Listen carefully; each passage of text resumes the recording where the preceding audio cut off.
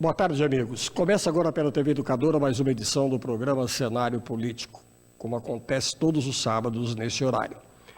E é com a grata satisfação que hoje nós estamos recebendo aqui a visita, ela que já veio por algumas vezes, já pelo menos durante as campanhas passadas, aqui no nosso programa, a Flávia Lancha, que é empresária do setor agropecuário de Franca e política da cidade de Franca. Aliás, ganhou o primeiro turno da eleição para prefeito da Franca. Boa tarde, é um prazer recebê-la aqui novamente no programa. Boa tarde, Paulo. Boa tarde a todo mundo que está aí nos assistindo.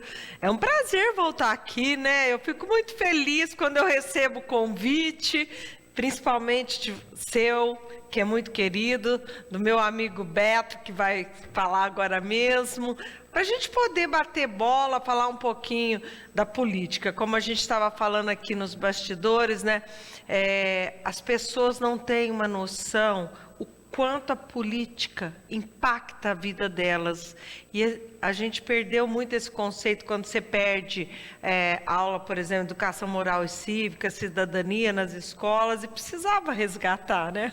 Perfeito. Você já anunciou, estamos recebendo aqui a visita do Beto Tofetti, produtor rural, vereador agora em exercício, assumiu essa semana. É um prazer recebê-lo aqui, viu, Beto? É um prazer estar aqui, Paulo, com a Flávia, que é uma amiga de longa data, né? Como você pontuou aí, vereador agora, tem que fazer o meu agradecimento à vereadora Marilda de Fátima Covas, que me proporcionou, né? Me deu essa oportunidade, se afastando por um mês, para que eu pudesse ter um mandato. Né? E você, eu acho até uma injustiça, sabe, Flávio? Eu acho assim, igual você que venceu o primeiro turno. Para que segundo turno, né? Hoje você seria prefeito de Franca, né? O Beto foi muito bem votado em todas as eleições que ele disputou também, na verdade. Então, eu acho assim, por mérito, você está assumindo ali, tá ok? Essa que é a grande realidade. Flávia, você foi fundadora da Labareda, agropecuária, uma das principais exportadoras de café, um café fino e tal. Eu gostaria que você falasse um pouquinho a respeito. Então,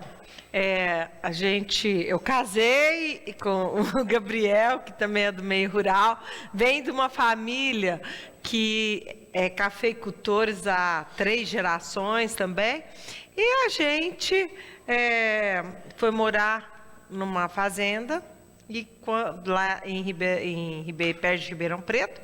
Depois teve a oportunidade de comprar uma fazenda lá em Franca, fomos para Franca, e de lá para frente a gente foi trabalhando muito. Eu falo muito uma coisa, viu, Paulo, que as pessoas, é aquela historinha, né? Ela vê as pingas que a gente toma, mas não vê os tombos, né? Então, para chegar onde a gente está hoje, que a Labareda é uma empresa reconhecidamente como uma das principais na questão do café, nós exportamos desde 2006, fomos a primeira fazenda da região a exportar direto. Conceito de cafés especiais surgiu dentro da minha fazenda também. Fundamos a Associação de Cafés Especiais, que inclusive eu sou diretora também. E acho que além da solidez que nós construímos da Labareda, foi ter construído esse conceito de cafés especiais na região da Alta Mogiana. Perfeito. Beto, você assumiu agora em pouco tempo, é muito pouco tempo, né? É praticamente um mês, aí para poucas sessões. Mas o que você tem em mente aí nesse pequeno período que você está em exercício, em termos de propositura da Câmara? Então, Paulo, como eu disse, né, quando eu assumi terça-feira próxima passada, que eu tenho o hábito de ir à Câmara há mais de 20 anos que eu vou lá. Você entendeu? É verdade. Então, a gente não precisa ter um mandato para participar da vida política partidária. Exato. Os funcionários, sou agradecido aos funcionários da Câmara, que eles têm muita paciência comigo, né? E, enfim. Então, eu faço, esse mês, como você falou, é um período curto, né? Mas é mais para um registro, né? de projetos. Eu tenho um projeto de vida meu, eu já tive, sempre que eu venho aqui, eu gosto de pontuar.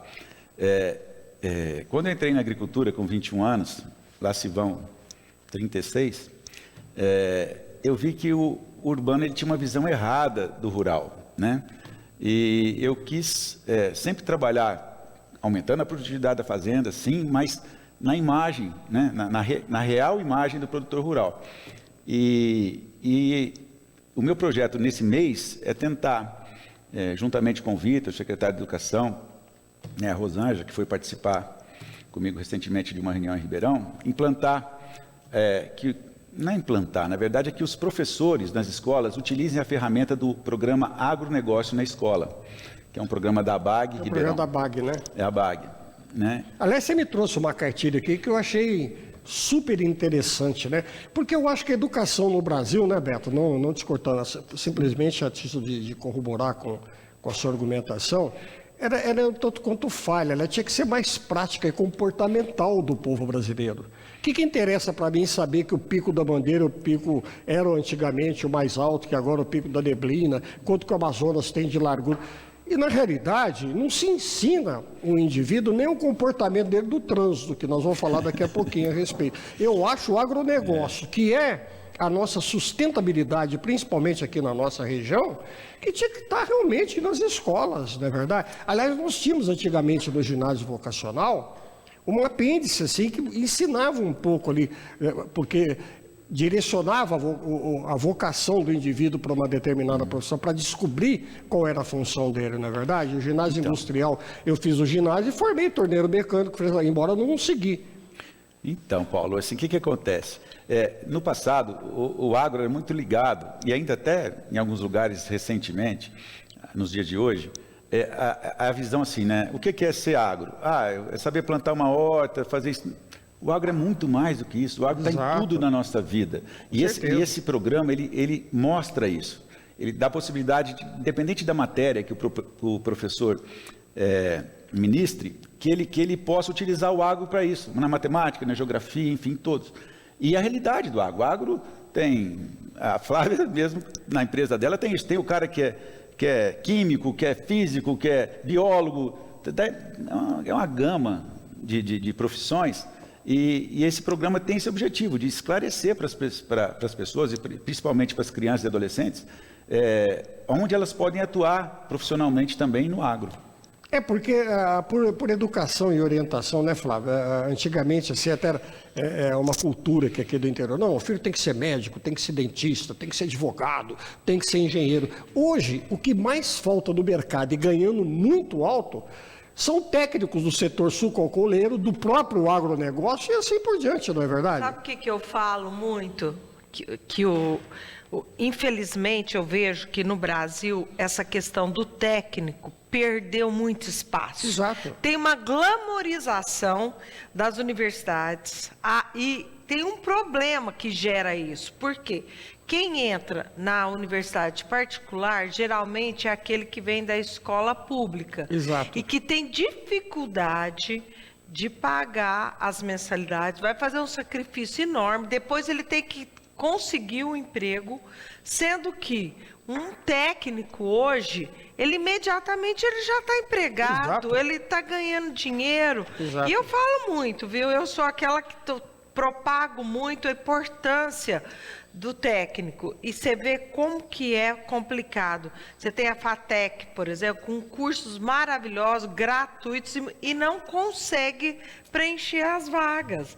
Então, tem que ter uma mudança. E quando você fala aí, o pico, o que adianta? Eu falo que o ensino precisa passar por uma reestruturação. Porque essas informações estão no celular, estão na palma da mão. Você não precisa ver ela na escola. Exato. Você precisa aprender outras coisas que você não tem acesso através do celular. Eu conversava com o prefeito de Orlândia nos programas passados, acho que no passado retrasado, não me falha a memória, Sérgio, sobre a importância desses comitês de bacia, principalmente, e perguntava a ele, inclusive, qual a importância que ele achava que esses comitês tinham em relação às suas ações e tudo mais. O próprio Coman também, conversei com ele sobre o consórcio dos municípios da Alta Mogiana.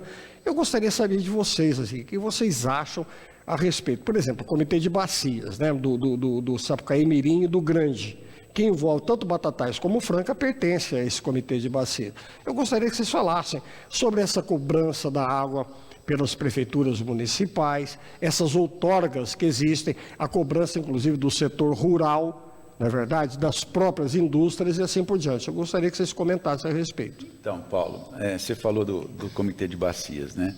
Eu, recentemente, fui eleito para representar o setor dos usuários, no setor rural, no Comitê de Bacia do Sapucaí Mirim Grande, né? E realmente é uma preocupação muito grande, que acho que vai ser o tema agora, durante um bom tempo, é isso, né? Da utilização da água de forma inteligente, para que não haja o desperdício, né? E mais do que isso também, como é que quem utiliza essa água retorna essa água para o meio ambiente, né? E a gente recentemente, está na pauta do momento, a discussão disso, da valoração disso, o que vai ser cobrado, os valores cobrados, né, da indústria, do setor elétrico, do setor rural, enfim, quais são as vertentes, né, o que vai fazer com que isso seja, vamos dizer assim, valorizado ou cobrado a mais. Há um impasse aí que, assim, no setor rural é muito difícil você medir, não temos hidrômetros assim, né, no setor rural. Então é isso que está também muito em pauta. Já o setor elétrico também é uma disputa, é uma discussão muito grande, porque nas margens, né, do que eles têm que fazer a barragem, no setor ambiental entra muito também, não só a utilização da água, mas como o entorno disso vai ser feito. Agora, o que é importante destacar, e eu falo muito lá nas reuniões do comitê, porque tem representantes de universidades, de ONGs, né? E o pessoal que não utiliza, eles têm uma noção assim, vamos cobrar o máximo possível, né? Para a gente retornar esse dinheiro depois para o setor, para quem usa, para poder amenizar aí os efeitos dessa utilização. Mas eu sempre deixo bem claro o seguinte, pelo menos no meu setor, da Flávia também, setor rural, a gente é ferramenta. A gente é ferramenta que produz para um animal que se chama ser humano, né? Que faz parte da cadeia do ambiente, do ambiental, e as ferramentas e os insumos que vão nos fornecer, como nós vamos produzir, o nosso custo, como vai ser feito, é a sociedade que vai estipular.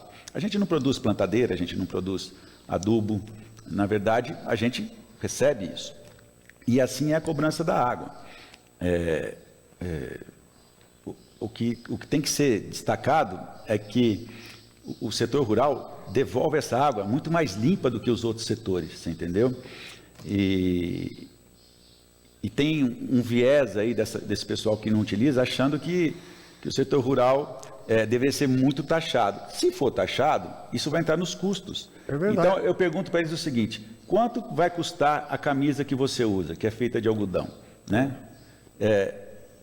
Tem água? Quanto de água tem nessa camisa? Se você valorar essa água e cobrar essa água, vai encarecer isso. Então, precisa haver esse equilíbrio. Essa colocação que você fez com o setor rural, viu, Flávio, devolve a água com muito mais qualidade, né, para o próprio ambiente e tudo mais, me fez lembrar o seguinte, o quanto várias cidades aqui, inclusive a nossa, até bem pouco tempo, travada no seu desenvolvimento por causa do problema de esgoto que era jogado a céu aberto, principalmente em mananciais. Inclusive, eu me recordo que há muitos e muitos anos, foi na década de 90, eu acompanhei o secretário Wagner Rossi com o governador Fleury, inaugurando a primeiro estágio da estação de tratamento de esgoto lá de Franca, que estava um problema sério com o setor calçadista, porque jogava, e o cheiro, aquele cheiro, que foi sendo eliminado, porque Franca passou por esse processo, e agora tem um projeto arrojado da coleta da água do rio Sapucaí, né?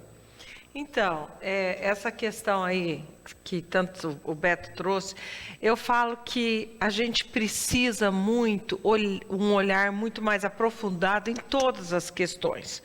Quando você traz a questão da cobrança, parece que tudo é mais fácil quando cobrar.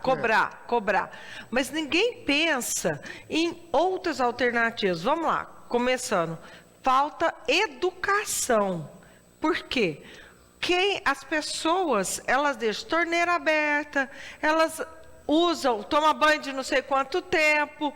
Muitas vezes, o que eu vejo? E aí eu trago um exemplo do próprio meio ambiente, tá? Eu sempre fui muito envolvida com essa questão de meio ambiente, lá na fazenda, sustentabilidade e tudo.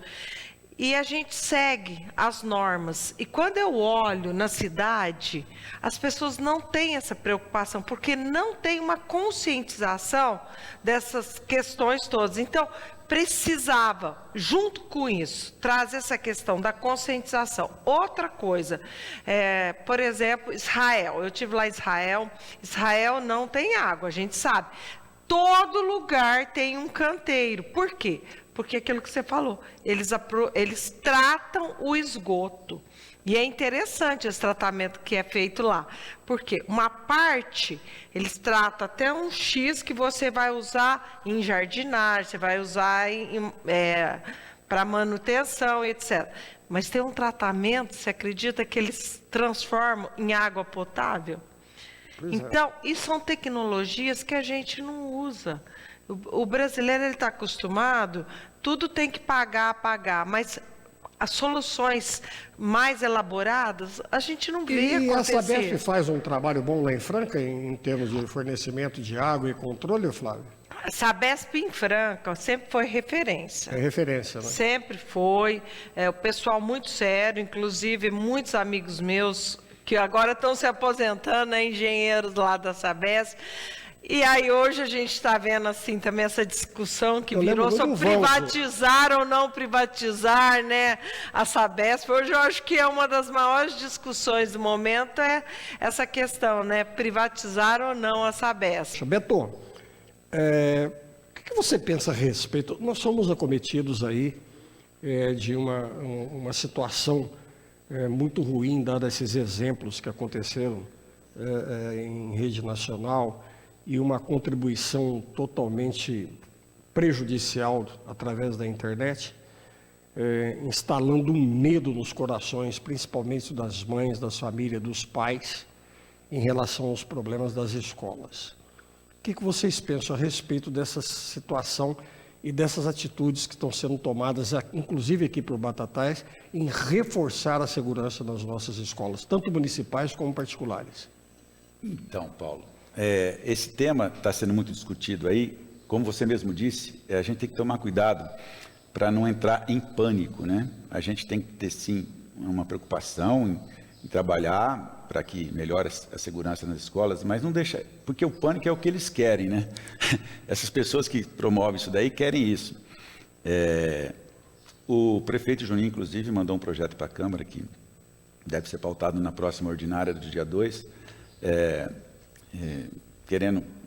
o projeto diz que para a contratação de coordenadores de segurança, a gente vai conversar isso melhor com o prefeito, ele está preocupado com isso, e a gente também, mas a gente quer entender melhor o que é esse projeto. Mas acho que a solução tem que ser, você falou da escola particular e a do município, e tem a do Estado, são os 3 tipos de escola que a gente tem, né? Se a gente faz um programa para a do município, né, segurança, suponha, colocar um segurança na porta de cada escola do município. Se o Estado não tiver aí um desequilibrado desse quiser fazer, ele vai na do Estado. Exato. O Estado põe, ele vai na particular. Então a gente tem que pensar num negócio para trabalhar em conjunto com todas elas, né, para realmente melhorar essa segurança. Isso eu penso sim. Mas sempre com cuidado para não, o pânico, eu costumo dizer assim, o medo é legal. A gente suplanta o medo com coragem e tal. Mas o pânico, você para de pensar, para de raciocinar.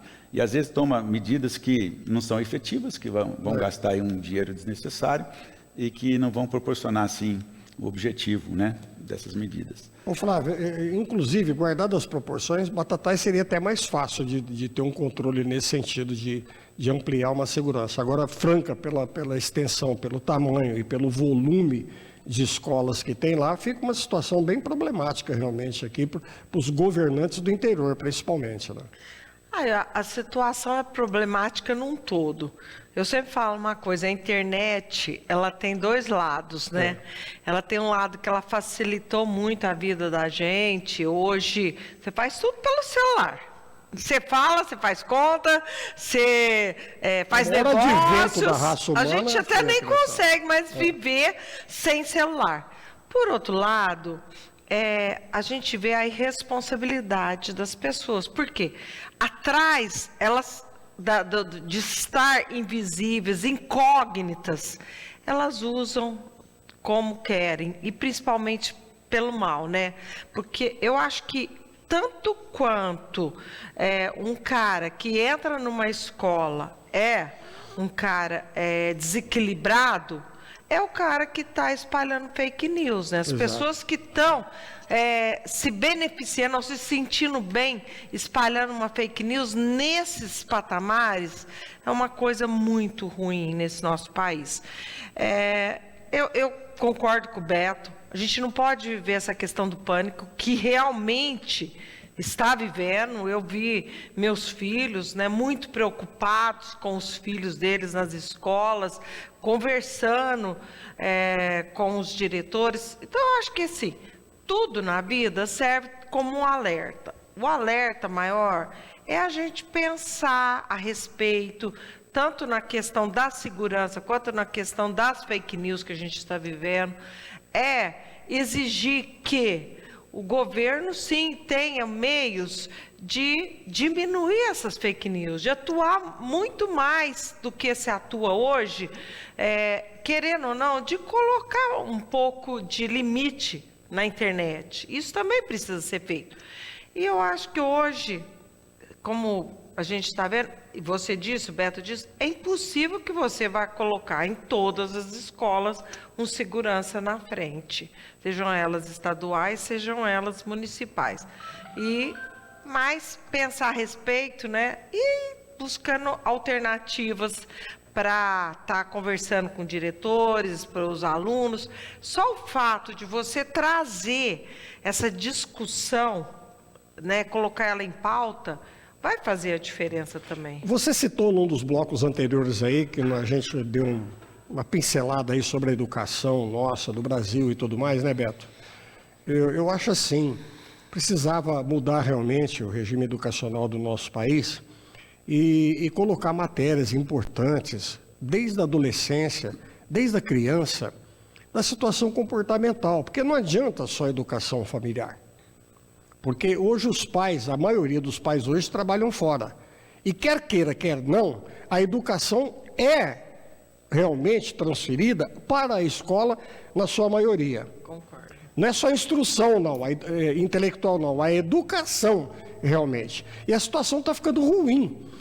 Principalmente, Beto, você que está na vereança agora que assumiu, e você, Flávia, eu gostaria de saber, o trânsito. O trânsito de Batatais hoje, ele está pesado demais da conta. De Franca, então, Ribeirão nem se fala. As motos, que até hoje é uma profissão que não foi regulamentada, que precisava ser regulamentada a profissão desses entregadores de moto e tudo, até, entendeu?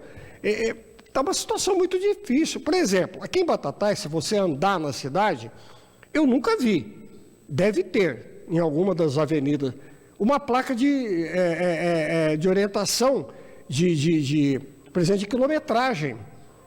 Qual a velocidade que você anda que é permitida dentro da cidade? Que quando você vai tirar a carta, você aprende.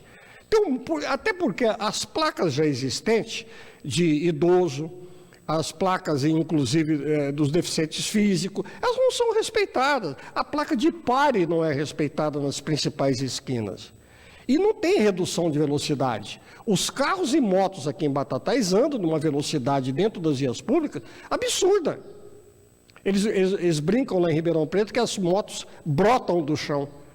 Porque a questão não é de segundos, é de fração de segundos, você está batendo o carro. Fora as motos que andam empinando, bicicletas da contramão. Você não acha que teria que ter uma educação escolar nesse sentido, desde a mais tenra idade? Porque o problema é o comportamento. Não adianta você encher a cidade de placas. O problema é o cidadão, é o motorista, é o condutor do veículo. Bom, eu posso falar? É porque essa experiência eu tenho ela bem grande. Eu faço parte do Mulheres do Brasil, lá em Franca. Eu ia até conversar com você sobre Mulheres do Brasil, então, nós vamos falar. E tem um dos comitês do trânsito.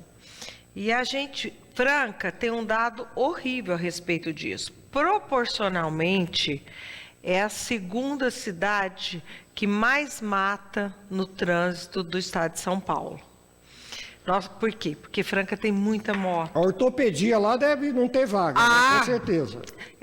E aí, a gente fez em 2019, em conjunto, eu participei, tudo, uma campanha enorme sobre essa questão do trânsito, né?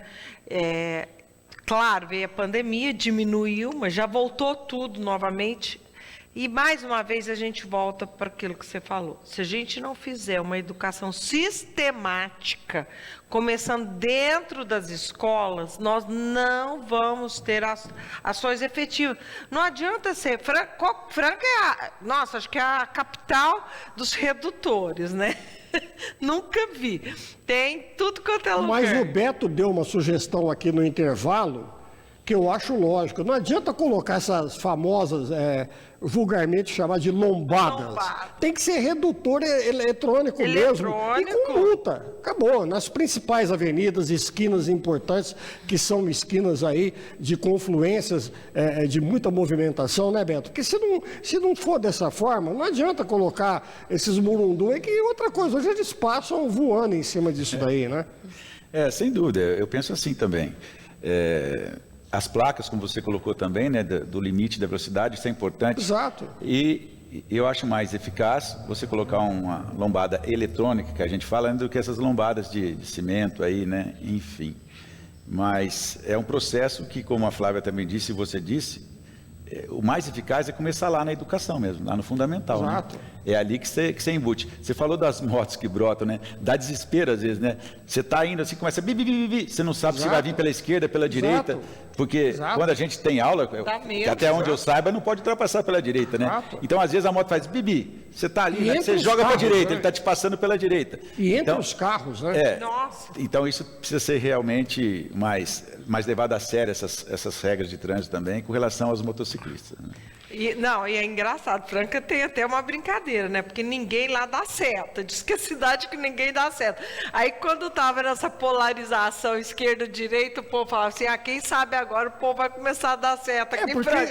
Pelo menos um que é da direita vai dar para a direita, que é da esquerda. Nós temos que achar, Beto, nós encerramos o bloco passado com a Flávia, agora eu começo com você.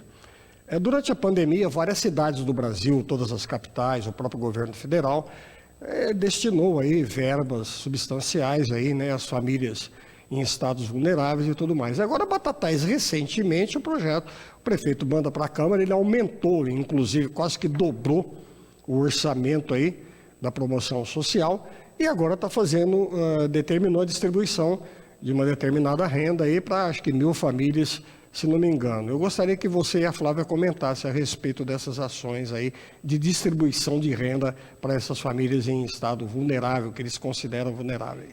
Então, Paulo, eu acho importante, não como a solução de um problema, como um paliativo de momento, isso é importante, certo? Assim como para casais onde o marido abandona a família e está ali pagando a sua prestação, a mulher, o marido pagava a prestação da casa e para de pagar, a mulher de repente perde a casa. Então, realmente isso tem que ser bem estudado, acho importante para o básico. Mas o principal de tudo é sempre dar condição para que essas pessoas ganhem o seu próprio dinheiro, né? O seu ganha-pão sai do esforço delas.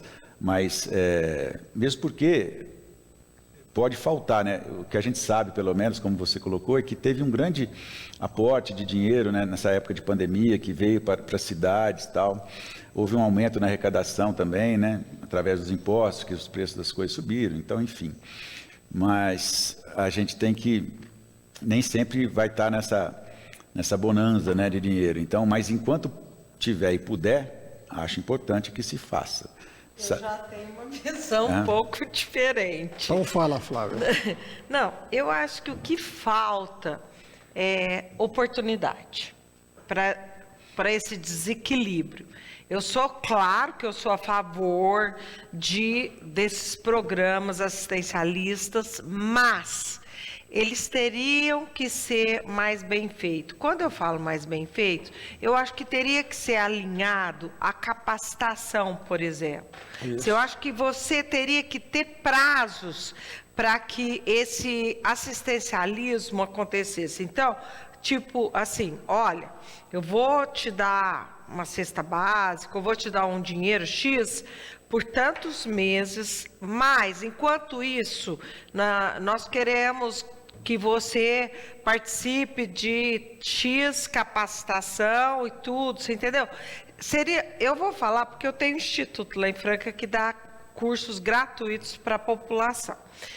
São cursos práticos, então curso, por exemplo, de culinária, de estética, de eletricista e etc. E é muito bacana você ver o quanto as pessoas estão conseguindo ou fazer uma renda extra na casa dela, ou estão conseguindo Batatais já tem milhares praticamente. Ou conseguindo entrar no mercado de trabalho. Exato. Então eu tenho certeza que isso funciona. Porque se você não criar alguns critérios, você vai criar uma dependência, certo? E eu acho que a questão da autoestima, ela influencia muito. Quando você é capaz de se autossustentar, você tem uma autoestima muito melhor. Não tem dúvida. Então, Porque o processo é de humilhação, quer queira, quer não. Está nesse estado, você está numa situação vulnerável, mas é humilhante para o cidadão, porque todo ser humano tem essa autoestima e esse orgulho de querer defender o seu próprio ganho, né? E que, na realidade, que no fundo, o que ele sente no coração é uma oportunidade de trabalho para que ele ganhe, né? E não receba como... É isso. E você concorda que... Vocês colocaram bem, a situação é essa. Eu acredito nisso. Porque, ao mesmo tempo, virou o quê? Uma moeda de voto. É o que o Beto falou, é paliativo, né? Porque é o paliativo. Eu tô só um instante, só para eu colocar. Eu estou preocupado que você falou que você discordava de mim. Eu concordo plenamente com o que você falou. Será que eu entendi? Eu não fui entendido no que eu falei?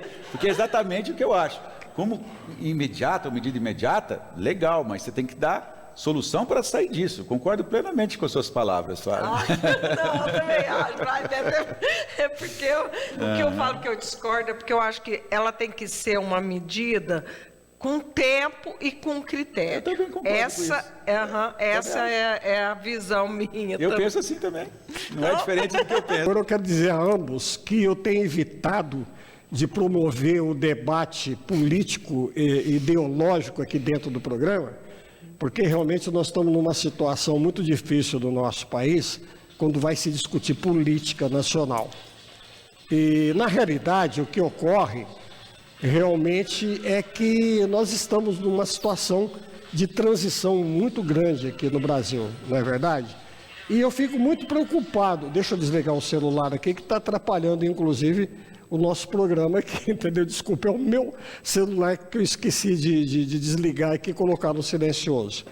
Então, na realidade, é o seguinte, eu particularmente, Paulo Cova, jornalista, que não sou filiado a partido político nenhum, e nunca coloquei a minha preferência a grupo político nenhum aqui na minha situação, porque eu sou meramente um entrevistador aqui, e a minha função é ouvir todos os nossos convidados. Eu, na minha opinião, acho o seguinte, que nós ainda não terminamos a campanha política do ano passado, ela está em curso. Ela está em pleno curso, porque, na realidade, o que eu tenho visto até então são realmente debates ideológicos, pegarem a preferência, entendeu, dos assuntos primordiais da nossa nação, da federação ao município. E, na realidade, eu não gosto muito de debater ideologicamente. E eu acho que nós estamos até hoje em campanha política. E acho que vai emendar com a campanha política o ano que vem, porque vão ser as eleições municipais. Quando eu perguntei para vocês sobre a serventia da instalação dessa CPMI, eu sabia que eu ia mexer no meio de vista. Então, começa, Beto, você fala depois. Porque eu acho que vocês não são concordantes nessa situação. Não, sim, deixa eu deixar bem claro. A eleição não acabou agora e também não acabou quando a direita pela primeira vez assumiu o poder, né, nos últimos tempos. Né? Então, essa discussão política sempre vai haver, né, Paulo? Agora, eu penso que a CPMI é importantíssima. Eu estive no acampamento no dia 15 de novembro, eu vi as pessoas que estavam lá, Todas as manifestações de direita nunca teve quebradeira. Eu fui do 7 de setembro, na Avenida Paulista, nunca teve isso. Né? Então, eu acho que... E eu sou totalmente contrário à quebradeira que houve.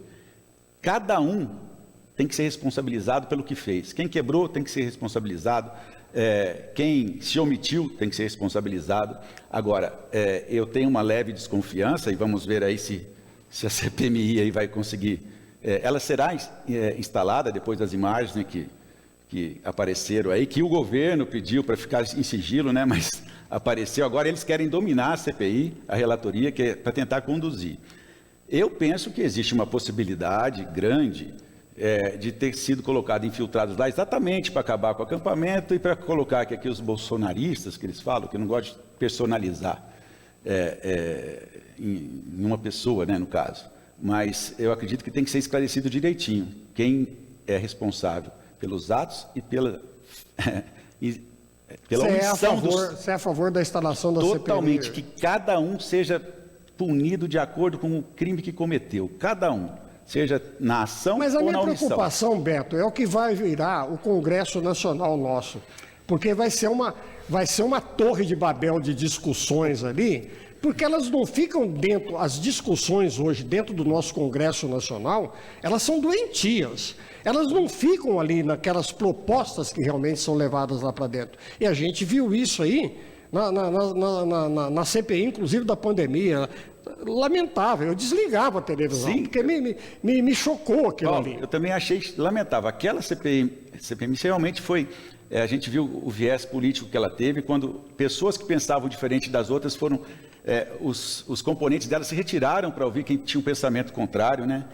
Então, agora, é preciso, porque tem gente presa, Paulo, poderia ser... Eu sei, mas a discussão em si vai virar palanque eleitoral. Eu não sou terrorista, eu não sou fascista, eu fui lá no acampamento, e se eu estivesse lá aquele dia, tem gente presa injustamente. Então, essas pessoas, se é uma pessoa, se são 5, 10, ou 100, ou 1000 que foram lá, tem gente que foi liberada com tornozeleira, que nunca foi terrorista, nunca foi...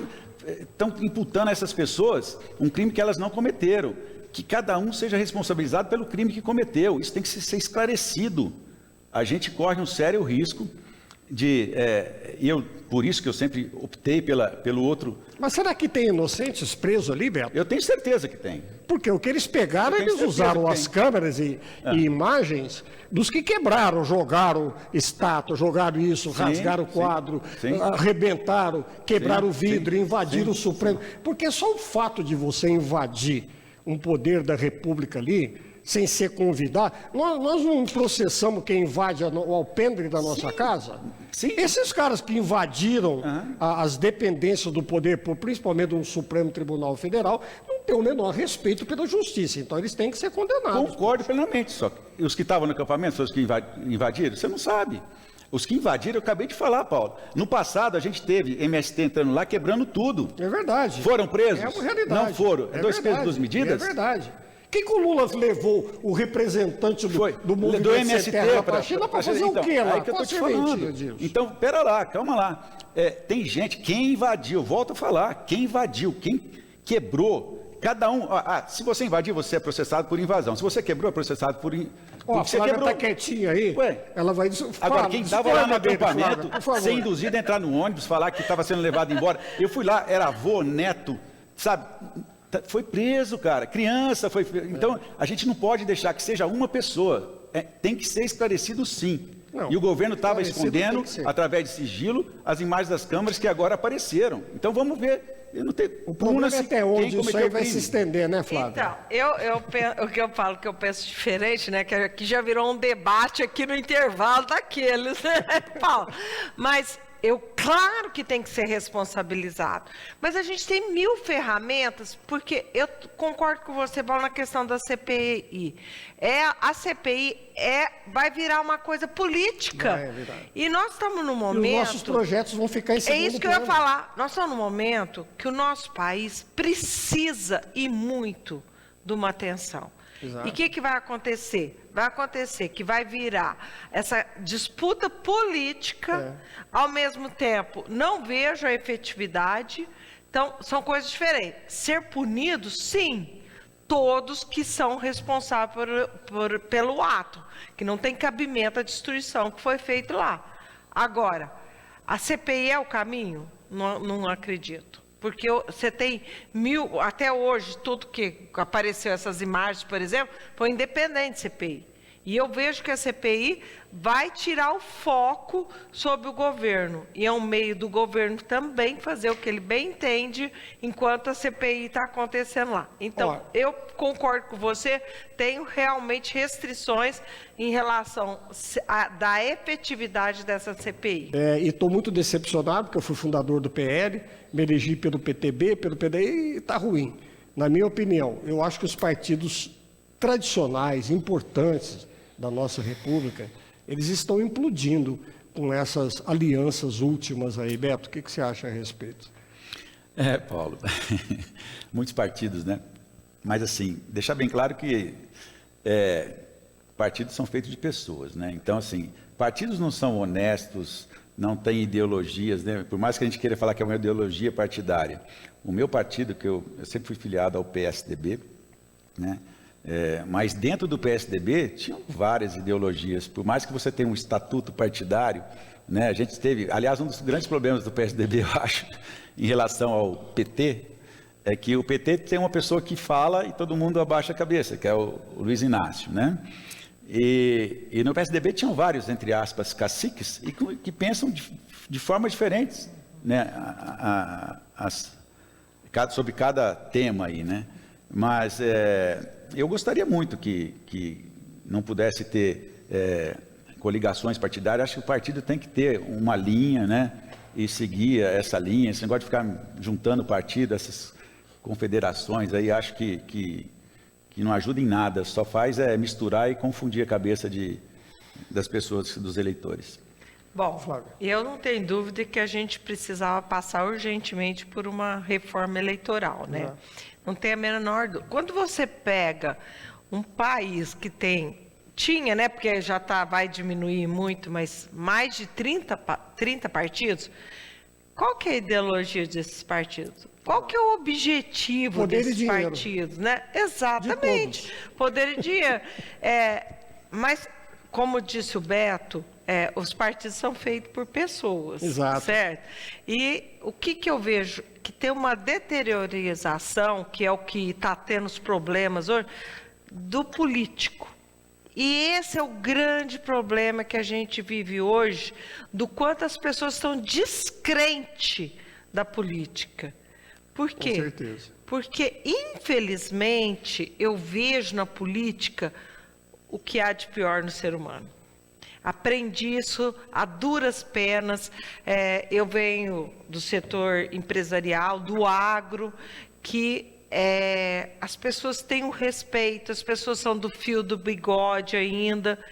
E eu me decepcionei muito quando eu entrei na política, porque é o lugar onde eu vi mais toma lá da cá.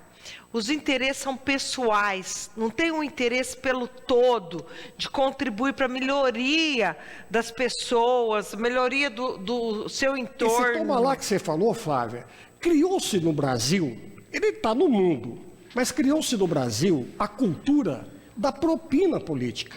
Porque condenam-se o Lula, porque pegou apartamento, pegou o sítio, aí queriam condenar o Bolsonaro agora por causa de joia, não sei o que lá, papapá.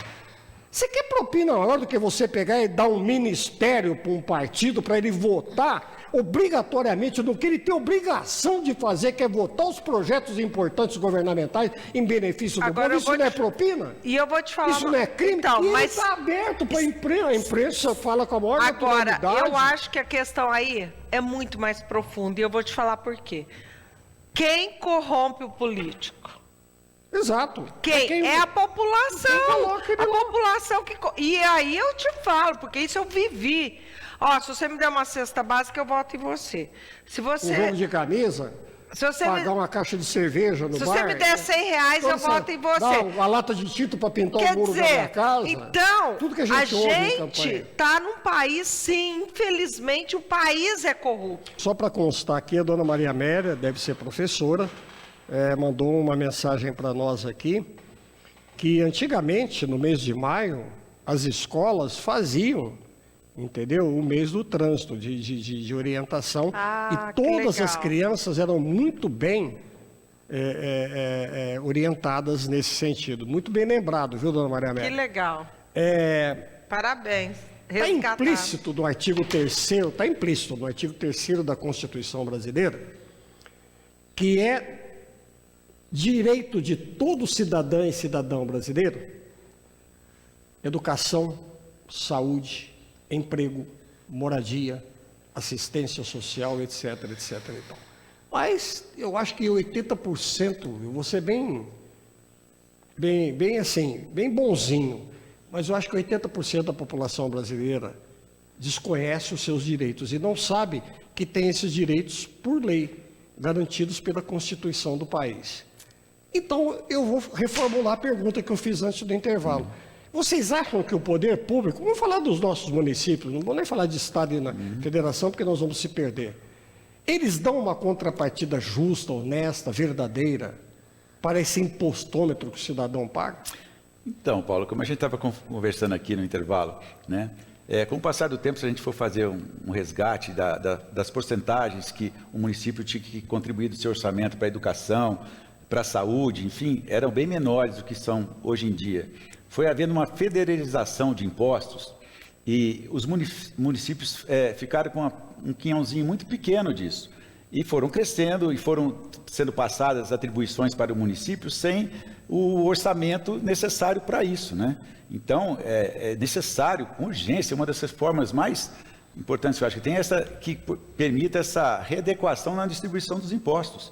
Os impostos têm que ficar mais no município, é aqui que a coisa acontece, né? Não tem cabimento a gente ter que ficar lá indo no Estado ou mesmo na Federação, lá de bandejinha na mão, os deputados, para pedir para asfaltar um bairro, para comprar equipamento para a Santa Casa, né? E já passou da hora de a gente mudar isso, né? Eu vivenciei vários prefeitos aqui em Batatais, eu sei que cada um deu o seu máximo, eu tenho certeza. Pode ser que os máximos sejam diferentes, em circunstâncias diferentes também, numa conjuntura diferente, mas fica muito limitado, né? Hoje em dia aqui em Batatais, todo mundo está falando dos matos da cidade e tal, né? Mas, puta, bacana, choveu muito, cara, chovendo muito, é difícil. Aí você vai fazer o quê? Vai contratar uma equipe imensa para a época da chuva e na seca. Como é que você faz com isso, né? Então, não temos a contrapartida pelos impostos que são pagos, resumidamente, né? E se não for feito até em função do próprio orçamento, que é muito reduzido, muito enxuto, e o prefeito tem que fazer um exercício realmente, e às vezes até mágica, na verdade, para realmente restituir a população com esse orçamento que tem, não é verdade? Porque, por exemplo, o serviço autônomo de água, vamos falar da água. Tá, paga-se a água, aqui em Batatais cobra-se a água, o serviço é autônomo e tudo mais. O que se recolhe da água, dos impostos da água aqui, Beto, não paga o tratamento. Não paga. Essa que é a questão. Não, e essa é uma questão complexa mesmo, e quanto menor o município, mais dependente ele é do governo estadual e do governo federal. E a gente, essa questão, por exemplo, que o Beto trouxe, é verdade, hoje, por exemplo, todo município é obrigado a gastar no mínimo 15% do orçamento com saúde e 25% com educação. Além disso... 50% da folha de pagamento. A folha de pagamento, era onde eu ia chegar. O que você sobra para infraestrutura? A vontade de fazer. A vontade de fazer. É isso, eu ia chegar exatamente... E dependência alheia do governo federal e do governo estadual. E mais todas as famigeradas emendas parlamentares que você deve ter correndo atrás. E aí também, a gente volta. Que sempre tem a contrapartida do município também. Infelizmente a gente volta, por quê? Quem é que vota os projetos? São os deputados e senadores. O deputado e senador, ele precisa de voto. O voto dele está onde? Nos currais. Como que eles conseguem? Através das emendas. Então, eles não vão querer mudar algo que beneficia eles. Mas fugindo dos currais, você tem, embora você não tenha sido eleita prefeita e nem deputada, você tá como anfitriã do vice-governador, deputado federal, secretário do desenvolvimento, que você também foi secretária lá em Franca, do desenvolvimento econômico, do Gilberto Kassab. que é o secretário de governo do Tarcísio, que é do seu partido. Como é que é? Explica aí. Você não está com o cargo político, mas você ainda está com o gás todo lá dentro da tua cidade, recepcionando todos esses políticos. Como é que é? Para falar a verdade, Paulo. Qual é a tua pretensão política, na realidade, para o futuro? A minha pretensão política, nesse momento, eu vou te ser muito sincera, é contribuir para que a gente melhore a política no nosso país. Isso eu tenho feito no meu próprio instituto de dar curso de formação política. E claro que eu estou recebendo essas pessoas para que a gente consiga trazer benefícios para as nossas cidades, para a nossa região. Essa é a minha pretensão nesse momento. E eu fico feliz que, mesmo sem ter no cargo, eu brinco muito, que eu falo, gente, hoje eu não tenho cargo nem na labareda, mas ao mesmo tempo eu tenho esse lado meu de estar possibilitando essa articulação, de fazer pontes, entendeu? E isso eu gosto, adoro, para falar a verdade, tenho feito assim com muito prazer. Agora eu quero conversar, viu, Beto, com a Flávia sobre essa gincana interessante que ela promove todo ano, no mês de junho, né, dedicada às escolas, são escolas públicas, e Batatais, inclusive, vai participar. Olha, agora vamos falar de um tema leve que eu amo, que é essa gincana. Ela é uma gincana intermunicipal pelo meio ambiente. É intermunicipal pelo meio ambiente. Começou em 2008 com Cristais Paulista e Ribeirão Corrente, porque a minha fazenda fica exatamente entre os dois municípios. Foram 160 crianças e ela, ao longo dos anos, se transformou numa feira cultural de 4 dias, que é quarta, quinta, sexta e sábado. Esse ano vai acontecer do dia 14 de junho ao dia 17 de junho. Inclusive, estou muito feliz porque Batatais irá participar. São 6 cidades que participarão esse ano: Batatais, Ribeirão Corrente, Cristais Paulista, Patrocínio Paulista, Restinga e Guará. Beleza. Muito. E a escola municipal, são as escolas municipais dessas cidades, crianças de 10 anos que estão entre a 4ª e a 5ª série do ensino fundamental.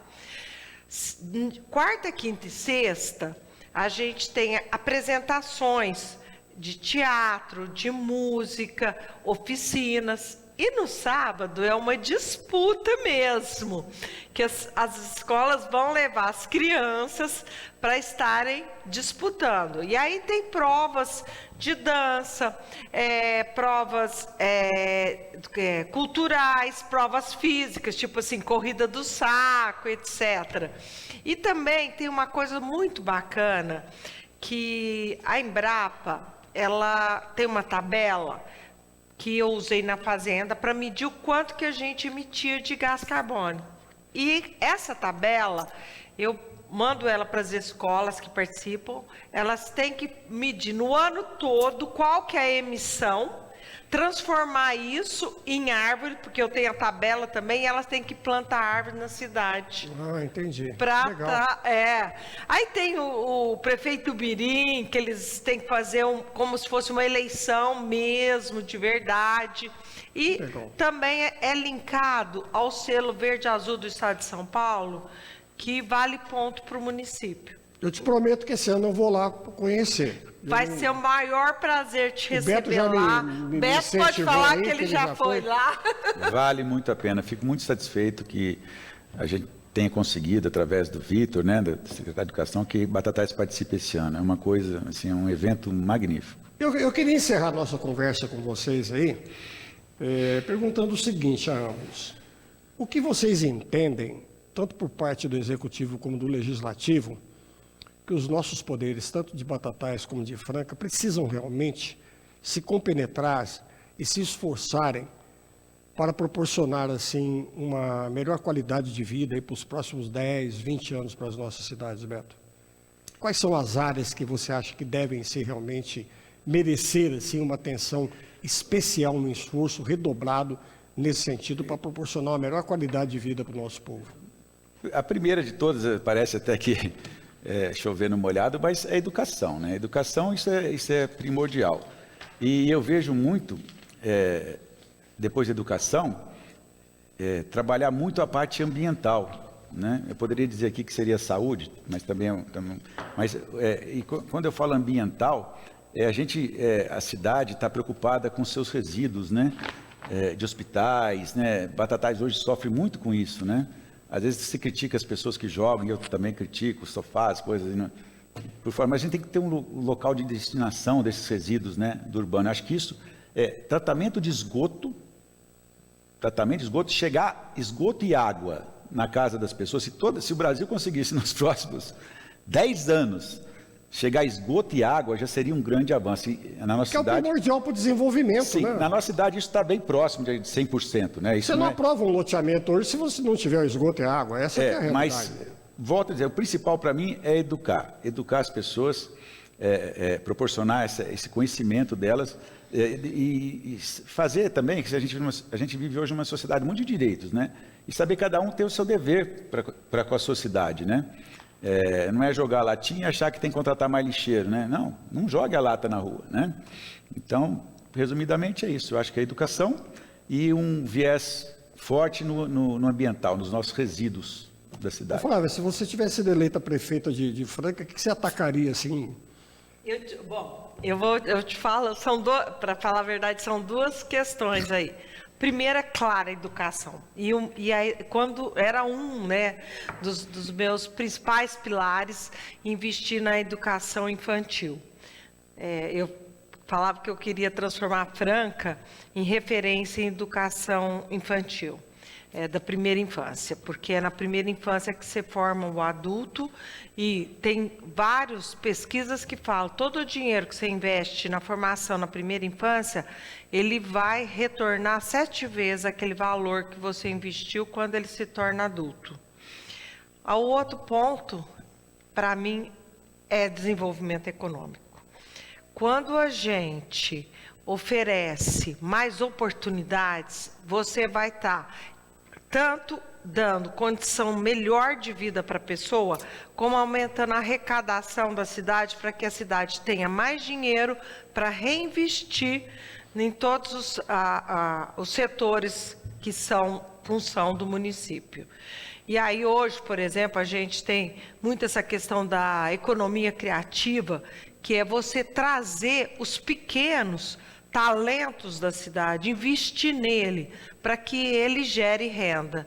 Então, para mim, para que a gente melhore, eu vejo esses dois viés, a educação e a questão do desenvolvimento econômico. Roberto, eu espero que o ano que vem, é um ano eleitoral, a Marilda tire férias de novo aí para proporcionar a você um retorno à Câmara novamente, porque 30 dias ali é muito pouco e você, embora você não dependa do cargo, não é verdade? Porque você está constantemente e você faz questão, é uma das poucas pessoas que estão fora do cargo durante todo esse período e que acompanhou sistematicamente as sessões de Câmara e o desenvolvimento da política. Eu acho que você merece ter um cargo definitivo na Câmara Municipal de Batatais. Muito provavelmente eu vá concorrer nas eleições, mas eu quero ia deixar te perguntar com a pergunta final, então já responde. Eu sou agradecido a Marilda, mas eu quero deixar bem claro o seguinte, a Marilda também é assim. A Marilda, na eleição que ela não conseguiu ser eleita, ela sempre trabalhou pela comunidade. Admiro muito, eu divirjo às vezes de posições da Marilda, isso é normal, como eu divirjo da sua, da Flávia. Mas eu que estou lá faz uns 23 anos, mais ou menos, 25 anos que eu estou na Câmara, para mim, uma das vereadoras mais competentes que o município já teve em todos os tempos. Não estou falando que foi a mais, mas está no nível dos mais, você entendeu? E é até assim, eu gostaria de estar junto com ela lá. É uma pena que para eu entrar, que eu entrasse, ela tivesse que ter saído, né, para eu assumir. Mas vamos lá, a eleição do ano que vem, estou com esperança aí, caso eu saia candidato. É que é muito difícil no ano eleitoral o vereador tirar licença, né? O suplente assumir, mas eles se dão bem. A Marilda não tem esse problema. A Marilda não tem esse problema, tenho certeza disso. Ela é uma pessoa totalmente... Eu estive com ela lá numa reunião do Coman, e bastante atuante também, e ela está atuando em vários, não só, né, como vereadora, mas como o Beto disse, ela é bastante atuante. Perfeito. Flávia, E você, a tua pretensão política aí para o futuro? Acho que essa é a pergunta que eu mais escuto, viu, Paulo? Porque, assim, é muito interessante, você vai fazendo um nome, trabalhando, eu tenho trabalhado muito, então você tem uma reputação. Hoje, eu sei claramente que, se a gente pensar friamente, eu sou a única que teria uma chance de disputa mais próxima do prefeito, né? Mas ainda não decidi não, viu, Paulo? Para falar a verdade. A realidade, a campanha, assim, a candidatura nunca é da gente, né? Essa que é a verdade. Do executivo, então? Muita gente, você fala, não vou, não quero mais. Eu acho graça, porque eu nunca vi tanta gente ir atrás de mim. Eu falo que nas outras eleições que eu estava decidida, não está sendo igual agora que eu não estou decidida, que tem vindo tanta gente falar, Flávio, você tem que entrar, você tem que entrar, você tem que entrar. Mas, para falar a pura verdade para você, não Aí você pergunta para eles, vocês vão votar em mim? Aí eu pergunto, vocês vão me apoiar? Essa é a primeira pergunta que eu faço. Votar, é apoiar, né?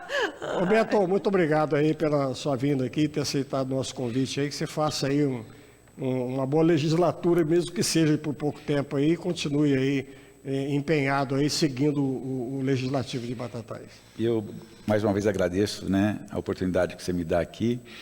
Quero deixar aqui também o meu agradecimento às 444 pessoas que me confiaram o seu voto na eleição passada. Com o meu, deu 445. E todos podem ter certeza que, independente de estar com mandato ou não, eu estou atento aos problemas do município, mesmo porque vivo aqui, não é favor nenhum, né? Eu quero que o nosso município sempre esteja progredindo aí, que as pessoas estejam cada vez mais alegres aí, mais, vamos dizer assim, capaz de sobreviver aqui no nosso município, você tem que sair do nosso município. Mais uma vez, muito obrigado. Ô Flávio, por mais incompetente que o nosso judiciário e as nossas forças de segurança estão demonstrando na proteção da mulher, que vem sistematicamente sendo agredida e violentada em nosso país, eu espero que você aí, com esse movimento das mulheres, seja bem sucedida e continue trabalhando aí, principalmente pelas mulheres da nossa cidade, da nossa região e do nosso país. Com certeza, Paulo, essa daí hoje, né? A gente falou um pouquinho de política, mas é uma das minhas principais lutas, principais bandeiras. A gente tem muito para caminhar, inclusive na própria política, que nós temos apenas 18% de mulheres, né, com mandato, e nós precisamos mudar essa realidade. E quero agradecer pelo espaço, primeiro para o meu querido amigo Beto. Ele é muito querido, muito competente, eu sei o quanto ele se dedica a Batatais. Agradecer pelo convite. A gente tem os pontos de discordância, mas a gente é muito amigo, nos gostamos muito. Obrigada, Beto.